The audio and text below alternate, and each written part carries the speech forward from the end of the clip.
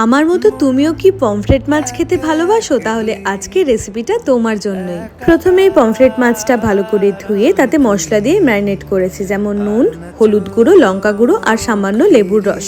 কিছুক্ষণ ম্যারিনেট করে রেখে দিয়েছিলাম। তারপরে ওদিকে আমি কেটে নিয়েছি পেঁয়াজ, রসুন আর টমেটো। এরপরে একটা মিক্সার গ্রাইন্ডারে পেঁয়াজ, রসুন আর টমেটোটা ভালো করে বেটে নিয়েছি। তারপরে কড়াইতে তেল দিয়ে মাছগুলো ভালো করে এপিট ওপিট করে ভেজে নিয়েছি।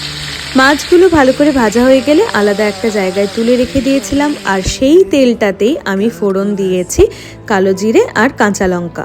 ফোড়নটা ভালো করে ভাজা হয়ে গেলে তাতে মিক্সিতে করে রাখা পেস্টটা দিয়েছি। তারপর এক এক করে মশলা, নুন, জিরে গুঁড়ো, হলুদ গুঁড়ো, ধনে গুঁড়ো আর লঙ্কা গুঁড়ো দিয়ে মশলাটা কষানো হয়ে গেলে জল অ্যাড করে দিয়েছি। তারপরে দিয়েছিলাম কিছু চেরা কাঁচা লঙ্কা। এটা একদম অপশনাল, তোমরা যতটা ঝাল খাবে তার উপর ডিপেন্ড করছে। তারপর ঝোলটা কিছুটা ফুটে এলে মাছগুলো দিয়ে ভালো